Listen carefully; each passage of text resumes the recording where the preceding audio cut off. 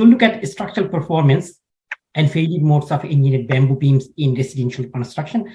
In this presentation, we'll look at the background and state-of-the-art application of bamboo in structural applications. Now, at the beginning, let's look at advantages of using bamboo as a construction material.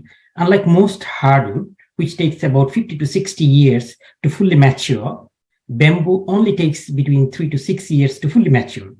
And if we look at the average daily growth, we can see that the growth is 100 centimeter, that's what reported.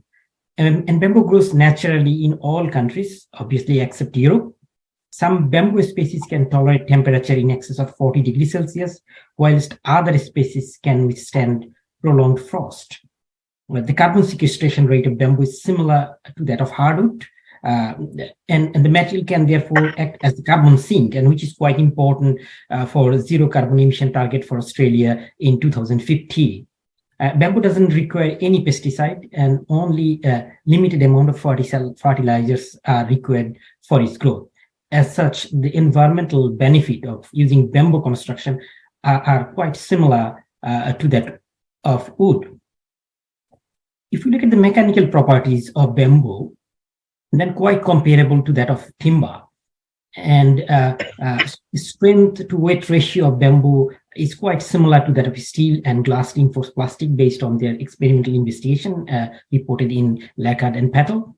And oven dry density is between 500 to 800 kg per cubic meter, and which is similar to that most softwood species. Also, if we look at the metabolic process in bamboo, do not produce any organic or inorganic byproduct, and which can lead to favorable shrinkage, durability, and glueability properties. Now, there are some disadvantages. The tested mechanical properties of bamboo have been found to be comparable, but bamboo possesses several features like it is irregular, it has hollow sections, and there are nodes in it, and which creates a variability and make it difficult to use natural bamboo as a construction material. So a number of studies also highlighted that durability is an issue for natural bamboo. Also, it has low resistance against fungal and insect attack, a rapid absorption of water, and susceptibility to starch that is present in bamboo. It attracts insects, right? So natural bamboo is not our focus. Our focus is engineered bamboo, which actually overcomes all these limitations. Now, natural bamboo has been used for quite some time, especially in Indian subcontinent. It has been used hundreds of years, especially if you look at modern applications, so decorative walls, we can see desks, home appliances, furnitures, and also other ornamental application. And it has been also, we'll see it in Australia also. But our focus is on bamboo beams or bamboo columns and basically beams and lumbers. Now there is a difference between beams and lumbers. I can see that beams are close to square cross section, whereas lumbers are flat. And that's the application that we are looking at in our project. Now, bamboo has been used. If we look at this house, it's in Manila, and it won the prize, which is International Prize on Future Cities. As we know, Manila got about 12 million people, and 1/3 of the total population in Manila lives in the slum. Affordable housing is a significant issue.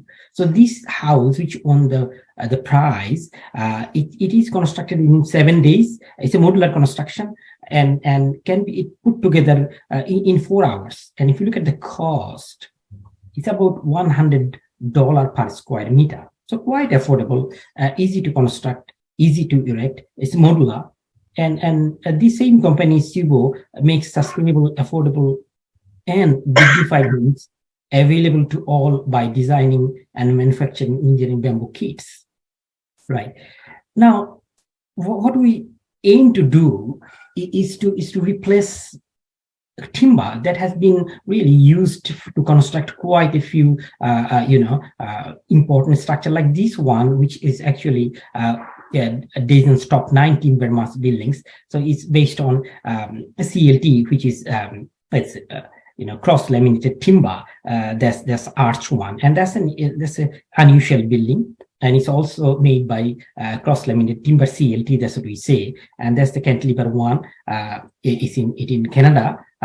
And from here you can see, cubic CT basically, and in Canada, and it's made on CLT and glulam is glue laminated timber. Now, this is an important structure in the USA. It's a canopy, and its support is based on glulam timber. Now, our aim is to see whether we can replace this timber with bamboo so that things can be constructed with bamboo rather than timber. Now, if we look at Australia, in Australia, we have bamboo products, and that's quite widely used as wall and ceilings linings, and obviously benchtop. And this is quite popular. And many houses, we can see that bamboo decking, aesthetically pleasant, and for weather-wise, it's comfortable. But as I say, that's really not the application that we'll be looking at. As I said, we'll be looking at replacing the structural use of timber with bamboo. So this is the form of structure that we have in Australia, and that's obviously constructed of timber. And Dr. Aziz will go in depth with this one, and I'll hand over to Dr. Aziz so that Aziz can go with you in more details about the timber structure and how we can replace timber with bamboo.